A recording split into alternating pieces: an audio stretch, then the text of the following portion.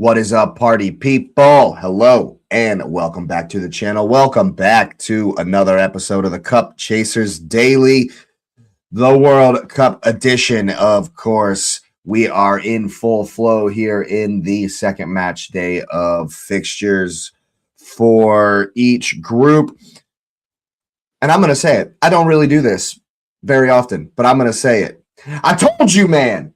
I told you, man. Everybody out there, I told you so. Brian M. Effin Brobbey coming to the rescue for the Dutch. Ain't nobody can score. Oh, Cody Gakpo up top. Brian Brobbey in the house. Let's go. Put some respect on his name.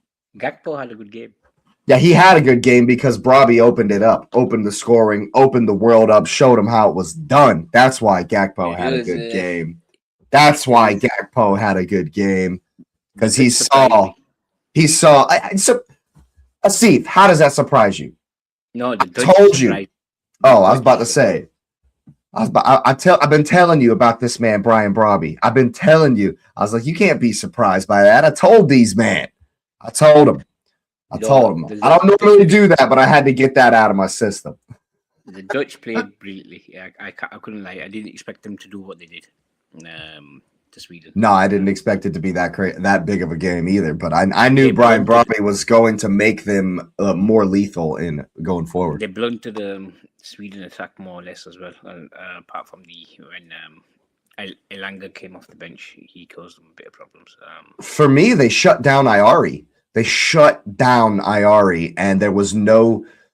Isak and Gyökeres were isolated, completely isolated the whole game. There was one spell right before, after the first hydration break, and right until the halftime, there was one spell where you put it in the chat. You said that Isak and Gyökeres are starting to work together and look decent, and then where did that go? Because they lost that at halftime and never recovered. Yep, Lumen in the building. Thanks so much every single time. Yes, indeed. Yes, indeed. I've been going on about Brian Brobbey for a while now, and he came in and he made the Dutch absolutely lethal. But yeah, I thought that, of course, they were very clinical going forward, but I think what really did it was they never let Iari get on the ball. They never let Sweden get into any kind of a passing rhythm. Gyökeres wasn't at it. Isak wasn't necessarily at it, and when you get, those were the only chances they really had, because the Dutch just shut down the midfield so hard, Gyökeres wasn't able to keep hold of the ball at times. Isak, couple misplaced passes, but other than that, they didn't really have the opportunities because they were just pinned back the whole time. Elanga as well. I think he brought a bit of pace, a bit of incisiveness into that attack when he came on. But yeah, because they skipped the midfield. They were able to skip the midfield and go direct. Yeah, because they know Sweden's strongest point is the attack, which is why if you're gonna stop them feeding in, getting balls fed through to them from midfield, you basically blunt that entire attack. Yep. And that's basically what they did, which is good tactics. Yeah, I can't say more. Dutch surprised me. Van Dijk had a pretty decent game. Oh yeah, definitely did, bro. Gravenberch. Of all the people that would get a shout out in this game, obviously we're talking about goal scorers. Obviously Van Dijk shutting down Gyökeres. But Gravenberch was immense. He was incredible in this game. His touch as well. He's been laying people flat on their asses because he's been playing really well. Yeah, he won't get the plaudits for this one, but I think he should. Definitely a major part. Yeah, he did run things, and I think, I think he's done really well. Gakpo keeping that transfer value up. That's what I like to see. Hey, when there's no pressure, when the pressure's off and you're already up 3 goals, Gakpo can have a good game. I saw that that thing that you put in the chat. about yeah, about yeah. Can't really describe that in here, but Yeah. yeah, but yeah. I'm sure Slot will be that over purring over that performance from Gakpo because he's the only one who actually clear. Slot's probably pissed. He's like, where was that for Liverpool? Where was that when I was in charge? I might still have a job. What's going on? But no, I think, like I say, really well. Wasn't expecting it. Did Dutch impressed me? Let's see what they do against someone whose team is not so lopsided. As in, like Sweden's more attack. I don't really. Yeah, I'm not a fan of the midfield work at all, or even the defense. It was didn't they don't Lindelof. I mean, come on, you know. Yeah, Lindelof was poor. Lindelof was very, very poor, unfortunately. I mean, it's 2026. How long has this guy been around? Is he? I mean, he's got to be getting up there, right? He's got to be in his 30s almost. Exactly. So yeah. Yeah, tough day for the Swedes, of course, and they're kind of hanging on by a thread because we'll get to it, but Japan look rampant. Japan look tough, and they have to play Japan in the final game of the group. Japan, but they booked their place, so Japan might be doing a bit of rotation in that next match. Maybe, but they're level. They're literally level with the Netherlands. The tiebreaker will go to the Dutch because they've scored one extra goal, but everything else is level with Netherlands and Japan. So the Japanese might, they still might. It's about who wants to win the group. What's going to be their ambition to actually win the group? The thing is, though, when you really look at it, should Japan go hell for leather against Sweden? Because the Netherlands are going to decimate Tunisia. They're going to decimate Tunisia. So are you really thinking, okay, the Netherlands are probably going to put 5 on Tunisia. Are we going to be able to put 5 on Sweden? That's the thing. And which is why I would, if I was Japan, no, I'd still go for it, but maybe some little rotation would not be, if you've got players of a similar level or something. Yeah, we might. I mean, like if anybody's got a knock or if anybody has any carrying anything at all, you can rest them, but you still want to win the game. But Japan are through, in my opinion. It's on Sweden. I don't think it's worth the risk. I really don't think it's worth the risk for Japan. If you look at the balance of probabilities, who are they going to face anyway in the next round? I don't think.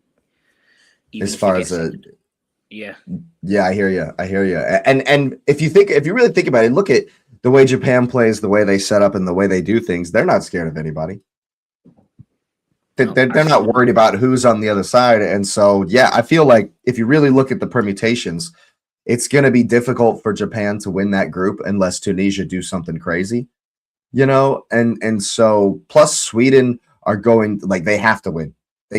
Their goal difference is back down to even, and they're only on 3 points. And I don't think an even goal. I think you're going to have if you don't. Yeah, they got to win. They got to win because if you don't have a positive goal difference on 3 points, I don't think you're going to make it. I think you have to have at least an even goal difference if you only have 3 points to be one of those last teams to get in. And so Sweden have to win. They've got good goal difference, Sweden. So if they it's even. It's even. Because they got scored against. They won 5-1, but they lost 5-1. So they're even goal difference. And so they're going to send it. They have to send it versus Japan. And so I don't see Japan beating them 5-1, 5-0 again. And so I don't see Japan. It just seems like the Dutch have locked the group up with the way they smashed Sweden. But Sweden will definitely have to go for it. And they might, I mean, if they can get a draw, if they can scrape a draw, that's fine for Japan. Japan will finish second in the group, and Sweden will most likely go through as a third place team. But of course, those permutations will be played out about a week from now. But yeah, the Dutch were amazing. Brian Brobbey getting them started, getting the party going, almost got his hat trick. Of course, Gakpo was decent as well. So yeah, that was definitely a fun one. Obviously, hurts my heart a little bit to see Gyökeres take such a beating, but you know, Sometimes you got to be better, man. I love the guy. I'm a massive fan of Gyökeres, but sometimes you got to lift your nation. You got to lift your team. You got to get on the ball and do it. And he was not able to do it at all, you know. But speaking of not able to do it, who scored for Germany? Who played well for Germany? I've Jake. Let's. I'm smug this morning, Asif. I'm kind of smug this morning. Yeah. The man is for the big occasion, Jake. We've talked about this. So, Ivory Coast isn't a big occasion? No, not really. I mean, like Champions League finals, Jake. We're not talking about the second round of the World Cup. We're talking like knockout stages. This is where Kai Havertz comes into his own. Yeah, so we should thumb our nose up at the second round of the World Cup. No, I'm not saying it, but it's still permutations. They still managed to win. He's thinking to himself, no, I don't need to. We've got Undav on the field. I don't need to step up all the time. Undav played for 15 minutes. He played for 10 minutes. He shouldn't be stepping up all the time, Jake. So this guy. And tell you the truth, his strengths played into Ivory Coast strengths because, like, with the crosses, etc., with the physical nature of how Havertz plays. While Undav, he's more of the off the shoulder striker, and I think how they played into his straight. If you saw that second goal when he came in, he just basically moved his because his movement is a lot better than Havertz. And not saying Havertz's movement isn't good, but Undav is the truth's coming out, Asif. The truth is coming out. Undav is better in that regard because he's a smaller player. He's a little bit more stocky, so he's low center of gravity. Anyway, so comes in. He had the movement. He knew what he wanted to do straight away, and he bagged that second goal in. But I have to say, and I was watching that match. Ivory Coast put a shift in, and they were they did. Diomande was knackered. If they had some fresher players, like quality coming off the bench, they could have buried those chances. That had that one chance where the guy, he basically should have hit it first time, and he tried to take a touch, the idiot, and he totally screwed up. Oh my god! If he hit that goal, he had game over, lights out. Yeah, it was lights out. The next, they had a couple of chances. That was probably the best chance, but there was another chance as well where they could have hit him on the counter, and Pepe messed that up. There was another one. We're used to that. Yeah, that's a whole different story. But I think they had their chances. If they had some more quality coming off the bench, this is why, like England, the French, this is what the Ivory Coast didn't have. If they had someone like, I'm not saying Diamandi, but someone of not similar ilk, but something just, you know what I mean? If they had another player who's well known or coming off the bench, that sort of clinical. Well, that's the thing, Asif. That's the thing. They were not clinical though. The guy that was coming off the bench that you're speaking of, his name is Simon Adingra from Brighton. I'm talking about Pepe. I know. I'm saying Adingra came on. Adingra came on, got his opportunity, and shit the bed. Absolutely shit the bed. He's Simon Adingra from Brighton is the guy that should have shot. He could have won the game. That's what I mean. And what was he do? Like, that is the most baffling decision I've ever seen from a player in game ever. Just slide it into the other corner. Like, your body is already shaped to do it. I have no idea what went through it. I can't even imagine what went through his head. Just slide it in one time. You're a professional. You've done this 100 million times in training. You've done it in games. We've seen him score that goal in games. Just put your foot through it, bro, and you've sunk Germany. He could have sunk Germany. It would have been the most amazing thing ever. No, but they did have. And right when we're talking Germany, he comes in with a Germany jersey. Go ahead, Asif. What were you saying, Asif? Go ahead. No, I just thought, with the chance of someone, a similar team, say for instance, England, for example, if they had that quality coming off the bench, they would have finished that. Imagine even our Watkins, for example, he would have buried that one. Oh yeah, Anthony Gordon would have buried that. Yeah. What are we talking about I'm here? not saying no. We're talking about Simon Adingra should have taken the shot instead of trying to take that touch for Ivory Coast. Oh yeah. And then they go down the other side 4 minutes later. But first of all, Anton, welcome. Secondly, thank you. You already spoke about my boy. Anton, I told you. I've been telling you about this man. I told you we've been talking about it all summer long or all season long. Talking about, go check out the upset alerts. Go look at the receipts. Go look at the receipts. If anybody knows what you've been telling everybody, it's me. Yes. I've been on countless amount of shows. I'm smart. Propping up Brian. I saw he scored the first 2 goals for them, and I'm like, when I saw, and then I seen your little text come up on my thing. I'm like, yeah. But the one thing that confuses me though is that he's a betting prop versus Arsenal's actual number 1 striker who've been defending against everybody for years. So to see Gyökeres in the back of a 5-1 hiding, it hurts. Makes me want to throw up. It does. It hurts. But to be honest, I think watching it afterwards, though. I did. He was amazing. Gyökeres, by the way, Gyökeres was, for a 5-1 hiding, he was great. He was putting in crosses. He had put out for a spell like on the ball he put for Ayari was literally on a plate. Like I could have finished that. Ayari was terrible. Ayari was the problem for me in that game. He was the problem in that game. He was awful. Yeah, and the only one is like he had the little weak shot, but like he probably should have buried. Yeah, but like I thought Gyökeres was everywhere. I think he's showing everybody like what he's actually got, and that. Look, I'm a big fan of Arteta, especially since he delivered us the 22 years. But I don't think he necessarily puts Gyökeres in the best positions to succeed, or to trust him enough.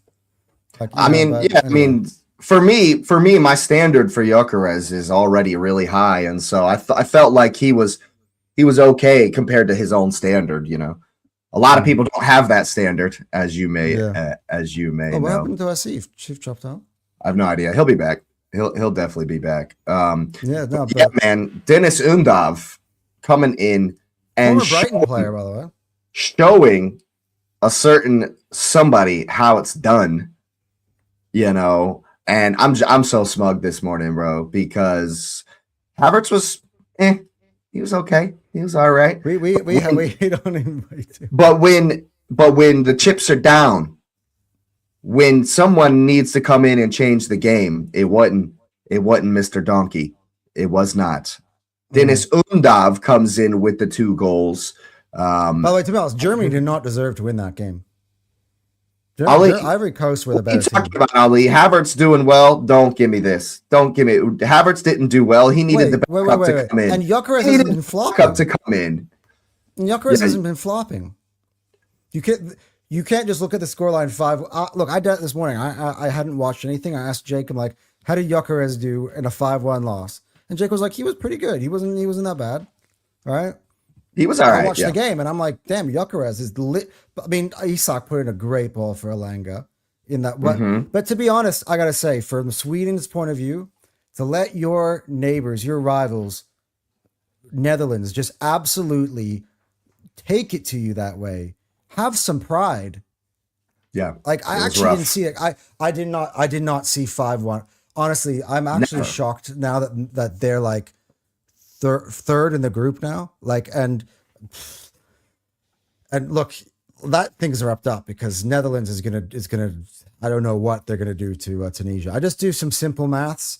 See what Tunisia's score was against Japan. You saw what Sweden did against Tunisia. What is Netherlands gonna do to Tunisia? 6s and 7s. It's going to be rough. Yeah. I mean, it's going to be rough. I don't think Sweden are in trouble because. No, I think Sweden will beat Japan. I don't. I think Sweden, to be honest, to be honest, both of them have shown a very similar level. I mean, the only difference is, I guess, is that they didn't get absolutely walloped by Netherlands like the Swedes did. But I just feel like the Swedes have got this bit in them when it comes down to crunch time, they find a way to get it done. Like in the end of that qualifying for the World Cup, and we'll see. But Japan don't have that punch you in the face quality that. Yes, they do. Yes, they do. Though Japan, if you go back and watch the Netherlands game, if you remember the Netherlands game, I'm sure you watched it. Japan did what they had to do. Okay. And just like versus Tunisia, Japan did what they had to do. They beat what was in front of them. So they are a very competent team who come into the game and they're like, okay, we see how you're playing. We can beat you. That's what Japan are. I think Japan are a very, very strong team, and they're going to be tough to eliminate from this tournament. And I think that Sweden are going to. I think Sweden will go through. I think you got to win in the tournament. You'll go through. That's not necessarily. If it's a draw, and Sweden are on 4 points, I don't see. 4 points gets you through. 3 points is going to be long, as they say in England. 3 points, you're going to need a goal. You're going to need a positive goal difference on 3 points. And they might squeaky bum through as long as they don't hold 4 versus Japan, because that defense is porous. So look. That third game of the group is all like historically always throws up some really weird score lines, very weird scenarios, and the desperation out there. I wouldn't rule out Sweden from beating Japan. Would if you found out that the score was Sweden 2, Japan 1, would you be shocked? Shocked? No. A little surprised, yeah. But I would also ask you, yeah, exactly, Asif. I would ask you, did Japan play their full team and go hell for leather? Probably not. You have to. Why? Japan are through. Japan are through. Why would they're through? Well, so there you go. There's another reason why Sweden might just come out with the more desperate. You never know in this World Cup. We've seen so many games with teams that are not anywhere near the same level of quality, and they've come out and got points. Case in point, I'm sure you haven't gotten there yet, but Curaçao against Ecuador. So that was next. Yeah, that was next, of course. One last thing on the Dutch. What do you think, Asif, on this one? We mentioned it, but we'll let you speak on it again since Ali asked. Gakpo at Liverpool, Gakpo for the Dutch. Ali, like I say, I'm glad he's keeping his transfer value up, which is a good thing for us. I think you're going to keep him, to be honest, but yeah. Don't be saying that, Anton. Don't be jinxing me. But anyway. I know how you're feeling. Me and Jacob got similar agendas with Kai, so we hear you. Injured, so we probably won't see him. He's got a hamstring issue, so we won't see him for Spain today. But he's what I've seen of him. He's pretty good. And let's see how he does. So you're thinking that you'll have Muniz and Rio as your wingers. Yeah. I don't know. I've learned. Maybe you guys should have learned as well. The amount of injuries you guys had last year as well. It could always be helpful to have a Cody Gakpo around somewhere. No, he's coming off the bench when we. You don't know Ekatike. When is he coming back? He can be your second striker behind months. When he was not till March. When Diaz was playing and he was chipping in off the bench, he was good. So that's what he needs to be, a squad player, a bench player. Yeah, I think he will be. I think he will be. So I think he'd be a good one to have around. Absolutely. Yeah, I wouldn't. I've always kind of thought that Cody Gakpo was a good player if you position him and you use him in the correct ways. But yeah, he's always been a better international player than a club player. I think that's absolutely. What's up, Charles? Hope you're well. The last thing I want to say on Charles, he's on regular on Fire Them Cannons. On Fire Them Cannons as well, yeah. Make sure you subscribed over at Fire Them Cannons as well. Make sure you're locked in. Make sure you're locked in here, liking and subscribing. Big up the chat, all that good stuff. More shows notification bell. Fire Them Cannons. This week has been absolutely insane with my schedule. Yeah. But last thing I want to say on Germany is, I mean, at the end of the day, it's just tournament pedigree, isn't it? It's just like these guys are so tough to beat in a World Cup. Obviously, only Brazil have bettered their tally as far as winning the World Cup. And at the end of the day, when you're on top of them, when you have a chance to put Germany down, you have to take it. You just have to take it because I mean they've always got something up their sleeve, somebody to come Coast, on. Honestly, though, like having seen Ecuador over 2 games now, I think they would feel very comfortable in finishing second in this group. So, they're going to smash. I say yeah. They're going to smash Curaçao, but I definitely expected Ecuador to win. Big up Room, the goalkeeper Room. Mom's in the chat here. She said it right here. Goalkeeper Curaçao man of the match. 15 saves, record tying, I should say, game. A certain Tim Howard got a large number of saves versus Belgium some 12 years ago now. And that was matched by the Curaçao keeper last night. Man, how in the world? How did this stay 0-0? I can't. You know what? It reminds me a little bit because Ecuador could only put the pressure on for short periods of time. They don't have this ability to have sustained pressure. Well, who's their killer? Who's their? No, it's Valencia now. He's getting on. Yeah. So, and a lot of that team, they've got a new generation coming through. So they're a team in transition. So I mean, they've got excellent defenders. I mean, they got. Think what you think about Caicedo. I actually think Caicedo. I rate Caicedo, to be honest. No, I think now as a defensive midfielder, I don't think he's great as your main creator and as your main attacking threat. I think that's bizarre. But he's proven that at Chelsea. He's a bruiser. He's a destroyer. He's your 6. He's not your ball progressor. They tried to make him that, and that's why Chelsea's buildup was so shit all season long. You have to have someone else to come back and help him progress the play. Well, that's the thing with international football, unfortunately, is like there's no transfer window. You can't go in and bring in another attacker from somewhere else. You have to develop him. They has to come from somewhere. And has to be a Ecuadorian-born lethal attacker. You know what I mean? And they just don't have they've it got right that now. young guy who Chelsea have bought as well, Paez. They've also the boys coming in from through Arsenal, the twins. So, but the problem is they haven't had someone. They have not had someone to score goals in like 20 years.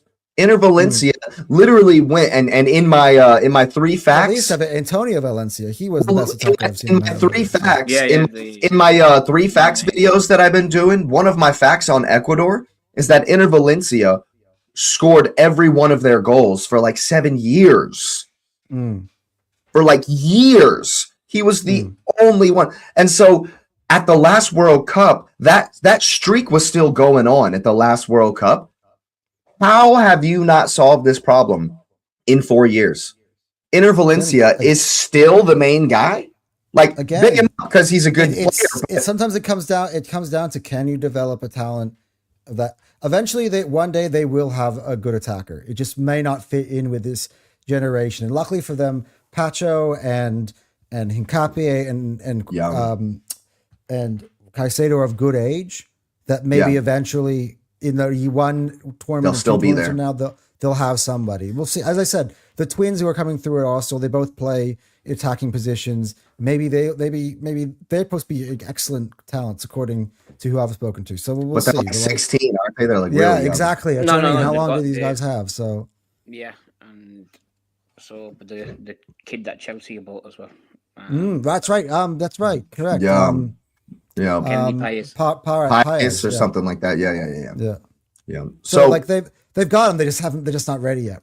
You know. So yeah, I fear for Ecuador in that group because it's do or die in the last game versus Germany. The Germans may already qualified. They may be rotating, and that could be helpful. But I just don't see Ecuador scoring. Yeah, I don't either. Valencia is still there for leadership, says Ali, but you know they're still relying on him as the main guy. Henderson won't play a minute at this tournament unless it's like against Panama as a substitute. Well, it's still a great analogy. It's still a great comparison. It's a great comparison because if Henderson was playing, it's like relying on. It's like if England refused to sub out Henderson and he just played every 90. That's kind of what it feels like. But for Ecuador, it's their only option. That's all they got. you know.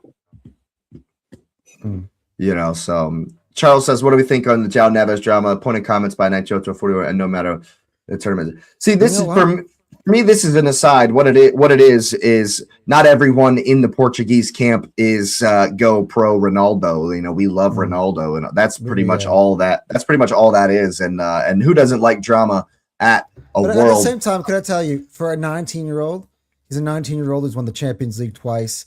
He is basically, this is what all he knows is a really good culture under Luis Enrique at PSG. When he comes in and he sees a Roberto Martinez team where everything is run by Cristiano Ronaldo over the hill, he's looking at this. He's like, this is ridiculous. This is not how you win. I know how to win. So he could be 19. He could be 41 himself. He's knows how to win. So like, big up to him, man. If he calls it as he sees it. Now, Roberto Martinez still being the manager of Portugal in 2026 is a crime against football, in my opinion. But of course, something that wasn't a crime against football, the Japanese, the Blue Samurai, absolutely destroying Tunisia. Tunisia obviously have not beautiful football as well. Yeah, man, they have not put their best foot forward, but Japan certainly have in this tournament. And Ayase Ueda, 2 goals and an assist, man of the match performance in there for the Japanese, and they're cruising. They're doing just fine. They're through. Kamada. Daichi Kamada from Palace looking good. We understand, Charles, that Ronaldo is an absolute monster, one of the GOATs, but the point is, in this iteration of the Portuguese team, he is a passenger, a hindrance. He's not, you can just compare him to what Argentina are doing with Messi. Exactly, Charles. That's what I'm getting at. That's 100% right there. What I'm getting at, the squad harmony. Not with that comparison, because Messi was actually coming back to actually help out in the defense. Jake. That's fair. Yes, he was. This is why I when people say, well, it's a great contrast then. Yeah, instead of a comparison. Great contrast, because he was just up front, not doing any of the work. He was just okay. Ball's coming into me. That's when he come alive. But anything apart from that, he was not doing anything compared to Messi, who was actually tracking back. He was doing. Yeah, I know he's not as mobile as he was, but he was giving it 100%. You could see. Yeah, when Messi puts on that Argentina shirt, he definitely. You can see that it's not Miami. You can see that he wants it and he cares a whole lot more than he does for Miami. But back to the Japanese, man, they're doing just fine. They're going to go through, obviously already on 4 points. And like we were mentioning earlier, they'll probably do just fine against Sweden.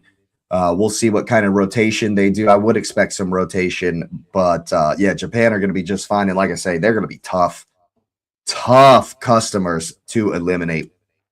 You don't want to see them in the knockouts.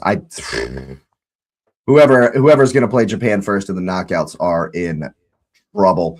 That is for sure. But of course, the train keeps on steamrolling down the tracks.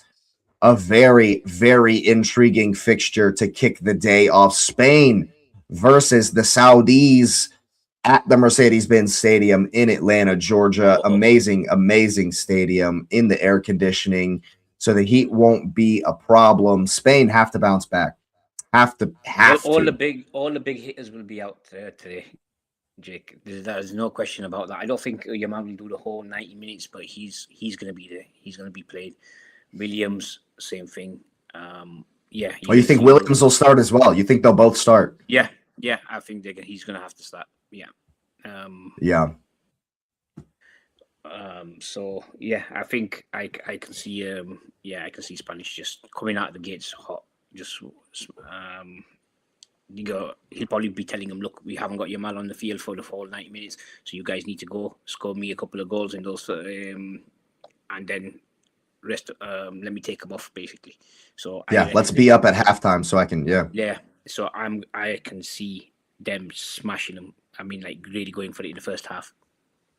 So Asif's bet of the day is to Spain to win the first half, Spain to score goals in the first half, maybe Spain to get 2 goals in the first half. Make sure you gamble in responsibly. out there, people. 2 goals in the first half, says Asif. I do think Spain, I agree 100% with that analysis. I think Spain need to send it. Absolutely have to send it. And what's going to be very, very interesting is their opponent. Go ahead, Anton. No, because I was saying in this tournament, you've seen some of these Turkey 2 and out, right? Like it's put up or shut up time. They need 3 points. Like the way you only have 3 games to do it. Like regardless if they're Spain or not, they don't win this game. They've got a history of doing it though, Jake. They've been behind how many times in the Euros, in the World Cups. They've got a history of messing up the first game, so it's not like they don't know this pressure.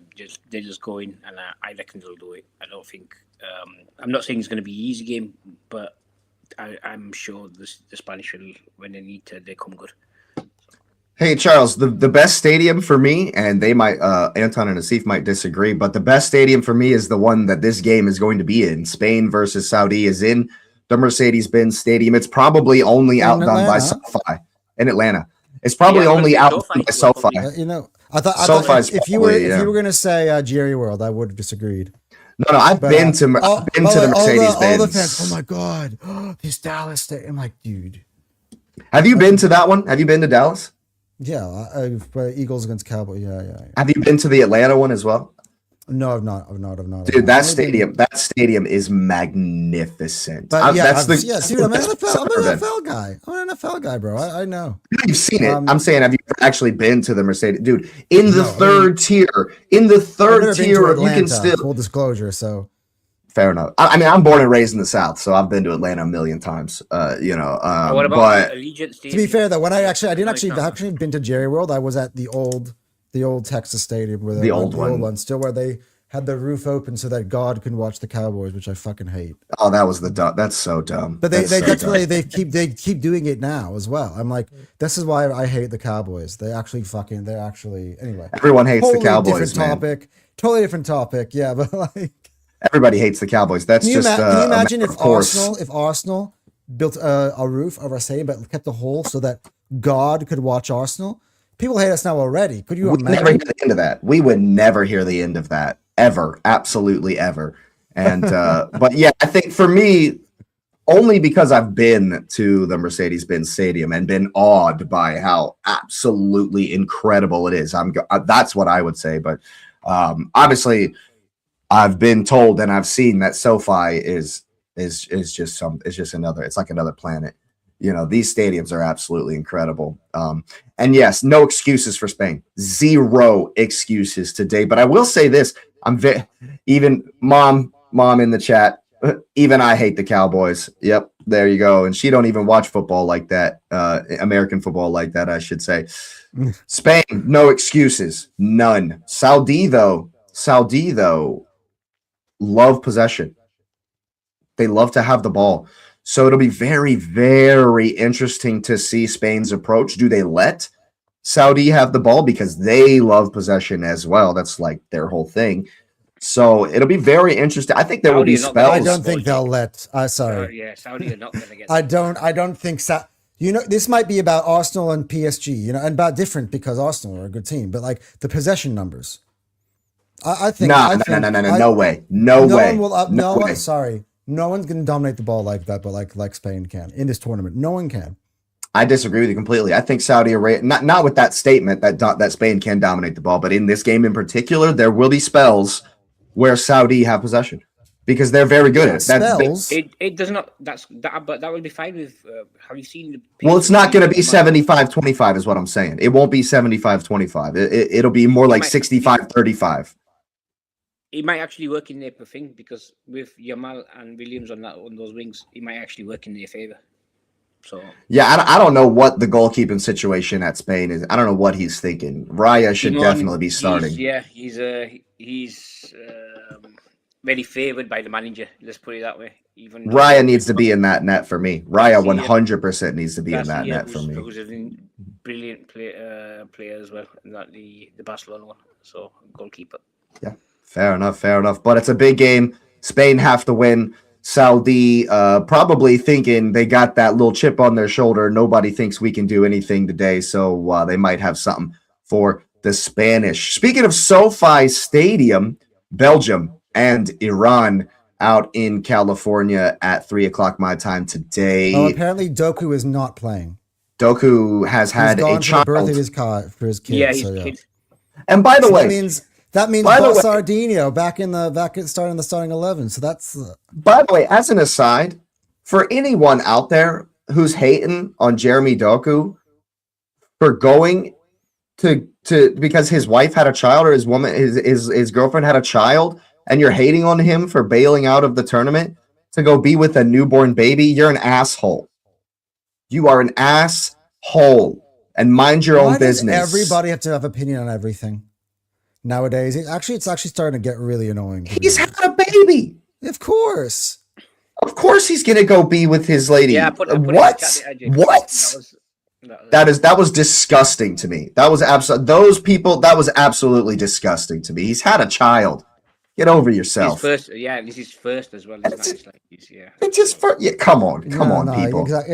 In this social media area, it feels like everybody feels like they can have a say on everything. Like that is someone else's personal life. Like, stay the fuck out of it. I'm not for real. Blunt. Like, and by the way, Belgium will be fine. They've got Leandro Trossard to come right in, man. Like, Sardinho is gonna cook. Of course, he's gonna cook today, man. And it's not like they're playing Argentina.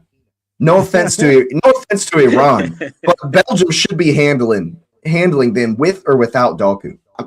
You know what I mean? You know, Iran's going to give it a go. Of course, they're going to be tight, resolute, and do their thing. Yeah, you just have to give your firstborn son up in sacrifice to the Belgian national team to play there. That's the only way you get in the team. Apparently, Doku is to even go further and justify his. Like, it's cutting the cord. We all know that, Jeremy. You don't have to fucking tell everybody. Just do your thing. Don't have to fucking answer. Agree. And this is a good point too, Ali. This is the point too. Even if he does stay and is forced to play, of course his mind isn't going to be there. Yeah, of course not, dude. That's a good point, Ali.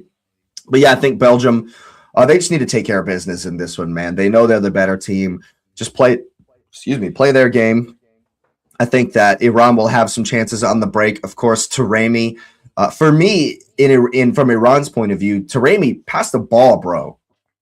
Give the ball up, man. There were opportunities in their first match where they could have Taremi could have maybe laid it off or played a man in. Instead, he tried to take the shot like 2 or 3 times. I literally was like, this guy's selfish.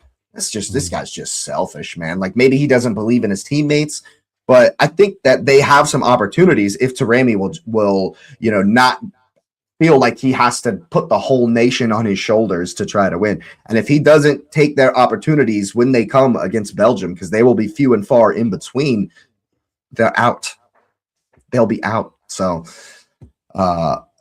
they drew with New Zealand, so they do have a shot. But if you lose New Zealand were like. Sure, I got something for you for New Zealand, man.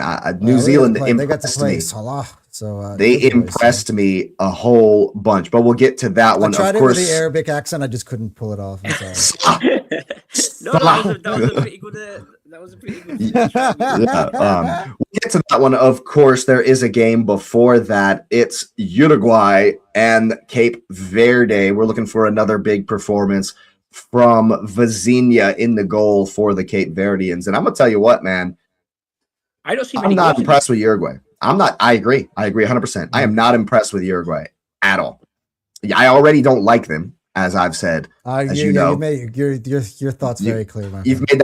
I've made that very clear. I am not a fan of Uruguay. Yeah, they struggled to break down Saudi Arabia. The whole they threw the kitchen sink at them. They couldn't do it. And you think a team who's just held Spain is not going to be confident as they possibly could be that we kept Spain out? Who's next? Is Diras Keita back though? Because he missed the last game. I think he's important for Uruguay. Yeah. I mean, somebody's got to be important. Somebody's got to step up. That midfield just doesn't do it for me, man. Valverde did have a good game versus Saudi, but he can't do it on his own. I mean, maybe he has to. Maybe he has to put in a Real Madrid versus City kind of a performance for Uruguay to even be able to do anything, because Cape Verde are going to be standing tall, man. They're going to be so confident that they can once again keep these guys out. Do I see Cape Verde going up the other end? Not really. But, they're going to be very, very confident. And I think if Uruguay are going to have any kind of joy, Valverde is going to have to be front and center. Absolutely, they will. And it's do or die. Like, you can't drop this game if you're Uruguay because it's Spain. It's Spain in the last game for Uruguay. But see, Uruguay might be the thing that keeps Spain, like, we're talking about how Spain must win and all that stuff. I think Uruguay has literally been the best friend of Spain here because I just don't see them being able to to punish them for it. They should have been up for that Saudi Arabia game after having seen the Spain result, but they couldn't do it. In fact, they were behind and they had to dig it out at the end. Like, but in theory though, they've got so many weapons there. Like they do. Maxi Araujo again, like we saw him play 2 legs against Arsenal. He for a left back, he literally is so involved everywhere. He was the one who scored the equalizer, no?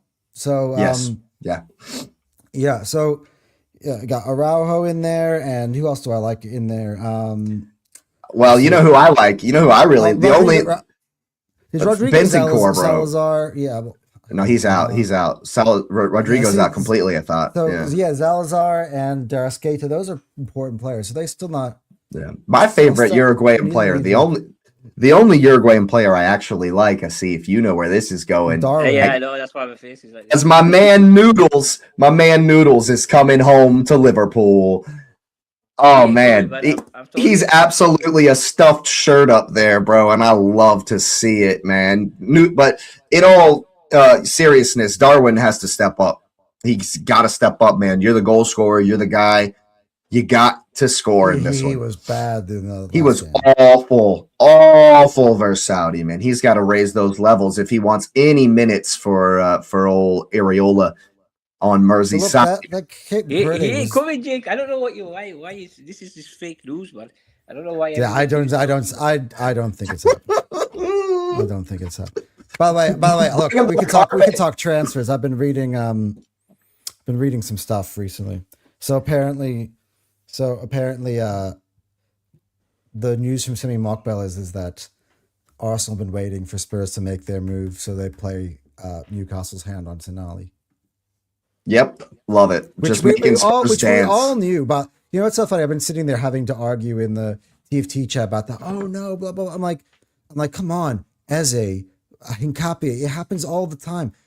Like, if Arsenal were to go in people dance. to Newcastle and be like, hey, we want Tonali, you know the price is up. So what they do, they wait for them to agree with Spurs, so they're less threatened by to agree the fee and be like, well, you agreed that with Spurs now. And the players' camp will push, be like, yeah, I want to go to Arsenal. Come on, it's fucking logical. Got them. Berta's just running laps around people. Berta's just that because Liverpool does that all the time. People. Liverpool does that to Newcastle all the time. Absolutely love it. So my sporting director out here trying to fight Diego Simeone. You absolutely love it. Love to see it. Speaking of getting into fights, put some respect on my man Chris Wood's name. Dude, absolute baller in that game versus Iran. And for me, I'm calling my shot right now. Mo Salad Bowl better look out because the Kiwis have a very, very distinctive style, a very specific tactic, and Egypt will not be able to live with it. Iran couldn't live with it. Egypt won't be able to live with it either. Chris Wood is going to dominate their back line. He held up the ball magnificently versus Iran. I expect the very same thing versus Egypt, and I expect the Kiwis to do some damage in this game. Do not be surprised. I've already put my bet in. New Zealand double chance. I've already put it in. I'm that confident. New Zealand, I think New Zealand are going to lose. I think this is at least a draw. At least a draw for the Kiwis. But to be honest, I wasn't that impressed with Egypt in the first game. Like, I just wasn't impressed with Egypt. And I don't see a Mo Salah that is all of a sudden inspired and playing any better than he was towards the back end of his Liverpool. Like, no, it's the same. It's the same. He looks the same. Marmoush is the only way. Is the only way, and he wasn't at it the other day, last week. So it's gonna. This game will. You know how I like to go on and on about second balls. This game 100% will be won by the team that wins the second balls, because there's going to be a lot of them. New Zealand are just going to be raining balls to Chris Wood. And if you don't win the ball off of Chris Wood on that first pass, the Kiwis are coming at you. And you are going to be defending, running at your own goal. It's going to be very difficult. And what's his name? Just with the 2 goals, he's feeling it. He's on fire. He was the guy that was running off of Chris Wood. That's all they have to do is get someone close to him. This game plays into New Zealand's hands. I think something different between Australia and New Zealand in terms of the fixture. The US game did not suit Australia for the main reason that Australia just didn't think that. But we scored early. The US for some reason. I don't know why. Yeah, I know. It's the early goal. It's the early goal. Australia pulled out freaking Arakunda and what's the other goal scorer, right? Why? Why did they not start? They underestimated. Why would they not start? I was like, that's ridiculous. That's disrespectful. New Zealand will see Egypt team, which has, what do you think about him or not, has Mohamed Salah in it. And they were like, this is a team, we're an underdog, and, they're not going to see us coming. We give them the thing is, physicality, they're going to have to attack.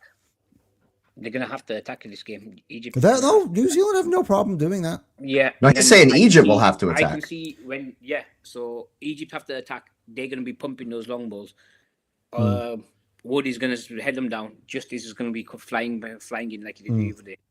That's how I see the counter attack. They're just going to be pumping those high balls, or just basically not bypassing the entire, if Egypt beat, I wouldn't be surprised if Egypt won the game. Right? Let's be fair.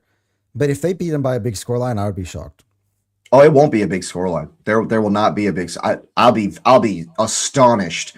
Even if Egypt win by 2 goals, I'll be astonished. To be honest with you, this is going to be a tight game, and the way Mo Salah is playing, like, don't get me wrong. Yes, I love the nicknames and I love to have banter and fun, but Mo Salah's still got it. It's still in there. He's still capable of pulling out a crazy performance and dominating this game. We just haven't seen it in a while, But that doesn't mean for me that I think he's not capable of popping up, winning some duels in the middle of the pitch and playing Marmoush in, and we know Marmoush's quality, so it's still there. I'm not saying that New Zealand are going to win by 3 goals. I'm just saying this is not the Egypt are the better team, they're going to dominate game that a casual observer might say. I think the tactic from New Zealand is going to give Egypt problems. Egypt are not a tall team. Chris Wood's probably bigger than everyone on the Egypt squad. And I think if Chris Wood has another game like he had versus Iran, New Zealand might, all they got to do is win the game. If they beat Egypt, they're through. New Zealand. Turkey's out, but New Zealand might be in the next round. How amazing is that? Yeah. Absolutely incredible, man. That'd be so great. But definitely. Excuse me. Definitely some good games to look forward to today. We definitely need. I think if you told me this night of games about 2 weeks ago, I've been like, oh, this is a nothing burger of a day. But after having actually seen these teams play, it gets you a little bit more, excited. Yeah, absolutely. I agree. Shout out Mom in the chat. Thanks for being here. Be safe at work. Today's going to be fun. Definitely some good things to look at. You're probably looking at some player props in the Spain game. Maybe KDB to get some goals or assists versus Iran. I'm definitely looking at the Cape Verde goalkeeper for some saves. And of course, it's hard to replicate. If he replicates that again. The Curaçao keeper from last night put in 15 saves. But then the game before that, he conceded 7, right? So, Sometimes That's fair. Every That's game very fair. isn't Very fair. always copy paste, right? So that's very fair. But against Darwin Noodles, come on, I think the Cape Verde goalkeeper is going to have at least 4 or 5 saves. To be honest, I think Spain is going to pump Saudi Arabia. I can see it. I can absolutely see it. I actually think so. Yeah, I can absolutely see that. Yeah. And Chris Wood is definitely getting some bets in today. Assist. Let's go. I could see Mikel Moreno goal in this one. I can tell you. I bet you there's value there. I bet you there's some good value on Marino to get a goal or an assist. Absolutely is. So make sure you're gambling responsibly out there, people. Wait for the lineups for your player props every single time. Don't make the mistake. I've made that mistake too many times already this tournament, actually. Wait for the lineups for your bets and gamble responsibly out there, people. Of course, and make sure you're locked in right here with the liking and subscribing. Make sure you got that notification bell on. We do have 3 more World Cup facts videos coming out today. Feeling the love on those. Make sure you got that notification bell on. Make sure you are locked in over at Fire Them Cannons as well. Subscribe to the channel over there. Just grief, excuse me. And yeah, we will be coming at you every single morning again, as long as the World Cup is going, because I'm absolutely loving it, and I'm absolutely loving everyone that's been here. Big up the chat every single time. Thanks for being here, and we'll see you next time.